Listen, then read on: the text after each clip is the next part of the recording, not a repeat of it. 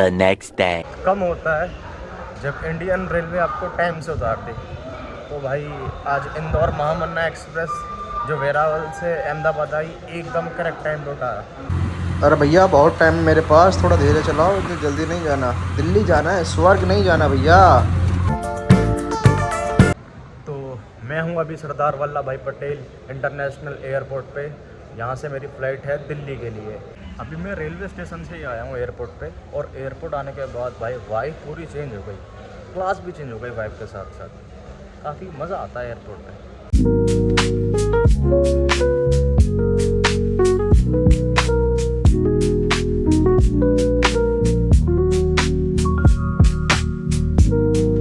तो आज हम ट्रैवल कर रहे हैं बोइंग एयर इंडिया के साथ।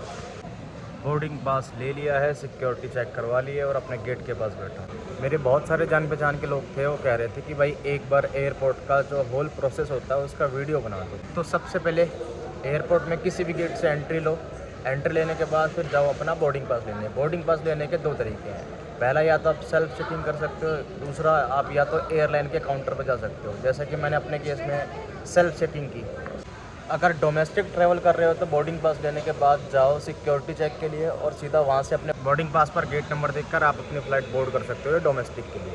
अगर इंटरनेशनल में बोर्डिंग पास लेने के बाद क्या होता है कि आपको पहले इमिग्रेशन करवाना होता है, उसके बाद सिक्योरिटी चेक, फिर आप जाते हो अपना बोर्ड करने। अगर इंटरनेशनल ट्रैवल कर रहे हो तो 3.5 या 4 घंटे पहले आओ। अगर डोमेस्टिक कर रहे हो तो 2 घंटे में भी काम चल जाएगा। ये अपना प्लेन भी आ चुका है। भाई फ़्लाइट का कितना मस्त रहता है ना कि 2 घंटे में मतलब दिल्ली से भारत के किसी भी कोने में आप जा सकते हो। सोचो, मैं जामनगर गया, जामनगर की दूरी दिल्ली से लगभग 1300-1400 किलोमीटर के आसपास थी, तो 1 घंटे 45 मिनट में मेरी फ़्लाइट ने वहाँ पहुँचा दिया था। सोचो, जहाँ ट्रेन कहाँ 32 घंटे ले रही थी। वैसे भी अब फ़्लाइट से ट्रैवल करना शौक़ नहीं भाई, मजबूरी बन गया है, क्योंकि टाइम का बहुत ज़्यादा इशू रहता था। पहले जब ट्रैवलिंग करते थे टाइम बहुत ज़्यादा होता था, लेकिन बजट का इशू होता था। अब बजट का इशू उतना नहीं होता जितना टाइम का होता है, तो इसलिए भाई फ़्लाइट लेनी पड़ती है, मजबूरी है, क्योंकि इतनी महंगी फ़्लाइट है और ट्रैवलिंग भी करनी है तो मजबूरी है, लेनी ही पड़ती है। और वैसे भी हमारे प्लान जो होते हैं एकदम सडनली बनते हैं। बट आप कोई सी भी फ़्लाइट में ट्रैवल कर लो, इंडिगो एयरलाइन जैसा नेटवर्क भारत में और किसी भी एयरलाइंस का नहीं है। अगर आप डिस्प्ले में देखोगे तो डिस्प्ले में अगर 10 फ़्लाइट है तो 10 में से 8 कम से कम होगी इंडिगो की। जितना भी मैं अभी तक गुजरात घूमा हूँ और सारी मैक्सिमम चीज़ें मैंने अडानी की देखी है भाई।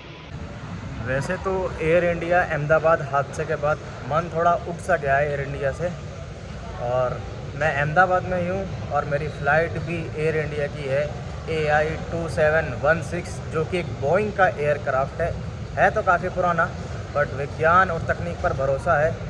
बट फाइनल टच तो फिर भी आपका ही है ना महादेव, संभाल लेना, बोर्ड करने जा रहा हूँ।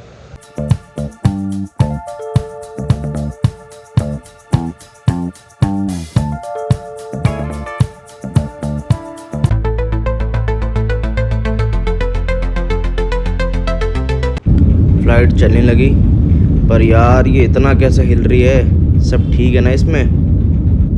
फाइनली भाई टेक ऑफ हो गए। अब देखते हैं आगे क्या होता है। ये अभी तक तो सही उठ रही है। आधे घंटे बाद दिया इन्होंने लंच, और 40,000 फीट पर लंच करके मज़ा आ गया भाई। ये व्यू देखो कितना मस्त है, ओहो। अब जो इस वीडियो को देखेगा उसको ये व्यू तो बहुत अच्छा लगेगा, उसको मज़ा भी आएगा। बट भाई मैं 1.5 घंटे से इस व्यू को देख रहा हूँ, मैं काफ़ी बोर हो चुका हूँ। अब मुझे भाई ट्रेन की याद दिली है। ट्रेन ही सही है इससे तो यार, कम से कम व्यू चेंज तो होता है वहाँ पे। सेफली लैंड हो गए, सही सलामत लैंड हो गए, और क्या चाहिए।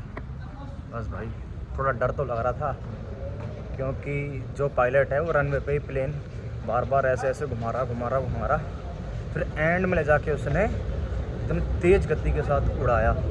फिर थोड़ी तसल्ली हुई कि चलो ठीक है भाई, सही सलामत टेक ऑफ हो गया और लैंडिंग भी अच्छी हो गई।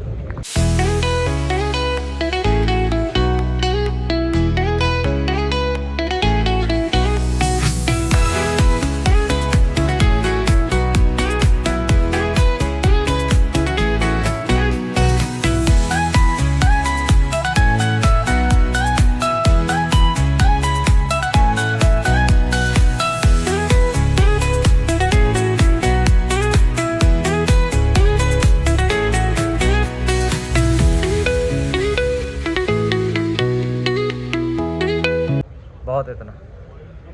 तो चलो फिर इस ब्लॉग को यहीं ख़त्म करते हैं, फिर मिलेंगे किसी और नए ब्लॉग में। तब तक के लिए टाटा।